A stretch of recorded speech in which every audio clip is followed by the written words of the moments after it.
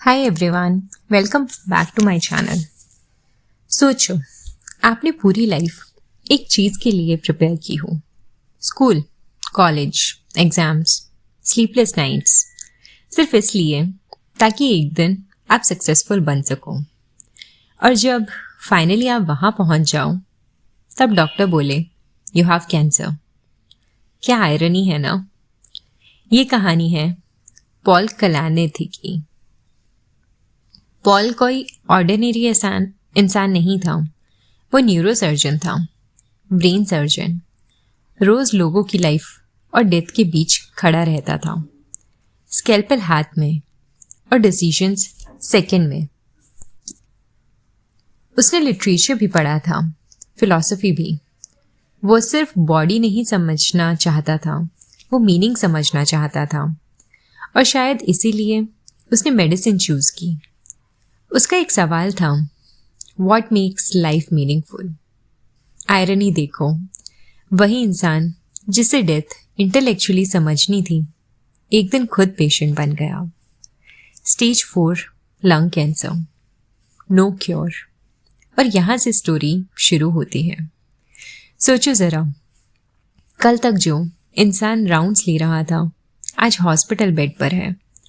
कल तक जो MRI स्कैन एक्सप्लेन करता था, आज अपना स्कैन देख रहा है। आइडेंटिटी का क्या होता है तब? डॉक्टर से पेशेंट बनने में सिर्फ डायग्नोसिस लगता है। और पॉल के लिए सबसे बड़ा शॉक इलनेस नहीं था। शॉक ये था, फ्यूचर सडनली ब्लर हो गया। हम सब फ्यूचर पे जीते हैं ना, next year, next promotion, next plan. लेकिन जब फ्यूचर अनसर्टेन हो जाए तो प्रेजेंट का वेट बढ़ जाता है।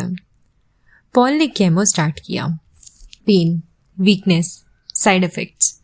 फिर भी वो वापस हॉस्पिटल गया ऑपरेट करने, क्योंकि उसने रियलाइज किया मैं डॉक्टर हूँ, ये सिर्फ जॉब नहीं, ये मेरी आइडेंटिटी है। यहाँ एक इम्पॉर्टेंट सवाल आता है, हम कौन हैं? हम अपनी जॉब हैं, अपना रोल, अपना डेजिग्नेशन। अगर वो चला जाए तो हम क्या बच जाते हैं? पॉल लिखता है, before I was a patient I was a doctor, now I am both. Duality, strength और वल्नरेबिलिटी एक साथ। उसने अपनी वाइफ लूसी के साथ डिसाइड किया, क्या हम बेबी प्लान करें? सोचो, जब टाइम लिमिटेड हो तब लाइफ क्रिएट करना लॉजिकल लगता है या सेल्फिश? उन्होंने बेबी डिसाइड किया क्योंकि शायद होप को कैलकुलेशन से नहीं आता, होप चॉइस से आता है। उनकी बेटी पैदा हुई और पॉल ने लिखा, even if I die she will know that I loved her. कभी कभी लाइफ का पर्पस बड़ा नहीं होता, कभी कभी बस ये होता है किसी को ये फील करवाना कि वो लव्ड है। पॉल का बॉडी धीरे धीरे वीक होता गया। वो सर्जरीज नहीं कर पा रहा था और फाइनली उसे एक्सेप्ट करना पड़ा, डॉक्टर वाला चैप्टर खत्म हो रहा है। यहाँ स्टोरी का सबसे पावरफुल मोमेंट आता है। उसने लिखा, you can't even reach perfection but you can believe in an asymptote toward which you are ceaselessly striving। मतलब भाई ये तो नहीं समझ में आया। लाइफ कंप्लीट नहीं होती, बस मीनिंगफुल डायरेक्शन में मूव होती है।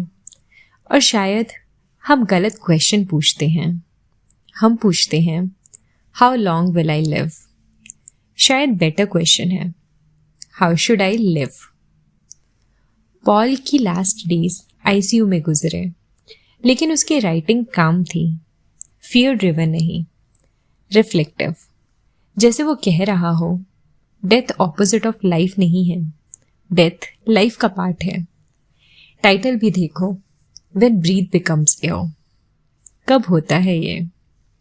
जब सांस चल रही हो पर टाइम काउंटेबल हो जाए। तो आप क्या चूज करोगे, एक्स्ट्रा ईयर्स या मीनिंगफुल डेज, एम्बिशन या प्रेजेंस, अचीवमेंट या कनेक्शन? पॉल ने शायद आंसर दे दिया था, लाइफ लेंथ से मेजर नहीं होती, लाइफ डेप्थ से मेजर होती है। और शायद इसीलिए हम सबको अपना डायग्नोसिस वेट नहीं करना चाहिए ये डिसाइड करने के लिए कि क्या इम्पॉर्टेंट है। तो सवाल सिंपल है, अगर आज आपको पता चले कि टाइम गारंटेड नहीं है, क्या चेंज करोगे? और अगर आंसर क्लियर है तो शायद वेट करने की ज़रूरत नहीं। Thank you for listening.